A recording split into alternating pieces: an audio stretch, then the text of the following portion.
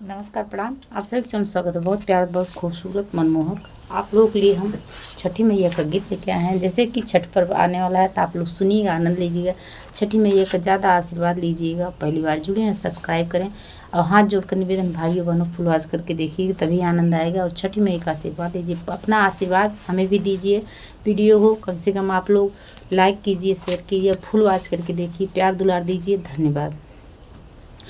पहनेवा से पातर छठी मैया, फूलवा से बाटी सुकुआर, फूलवा से बाड़ी सुकुआर। आओ हाथे लिहली सोने के घड़िलवा, भैली गंगा जी के घाट, चली भैली गंगा जी के घाट। जलवा से भरी के गगरिया, धैली गंगा के किनार, धैली गंगा के किनार। जलवा से भरी के गगरिया, धैली गंगा के किनार, धैली गंगा के किनार। कहाँ बाड़ा मलहा बेटउआ, देहता घड़ी ला उठाए, देहता घड़ी ला उठाए। छठी माई के देखी के सूरतिया, मलहा सुधी बुद्धि गवाए, ओ मलहा सुधी बुद्धि गवाए। धैली हेले नरमी कलैया, छठी माई गैली गुसिया, छठी माई गैली गुसिया। ई मत जनिहेरे मालहवा, हम है तेरी लाचार, कि हम है तेरी लाचार। हम हाई आदित्य देव के बहिनी, जिनसे जग उजियार, जिनसे जग उजियार। कोढ़ तो है फूटे रे मालवा, मिटी जाई तोरा परिवार, मिटी जाई कुली परिवार। इतनी बचन सुनी मालहवा, गिर गए छठी माई के पाँव, गिर गए छठी माई के पाँव।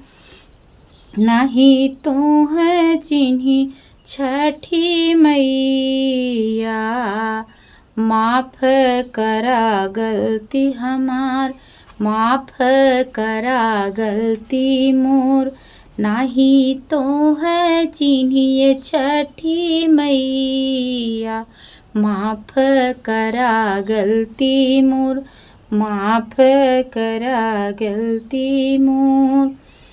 हाय धनी करी है छठी के बरतिया, चला चली हमरे अगना, ओ चला मैया हमरे अंगना।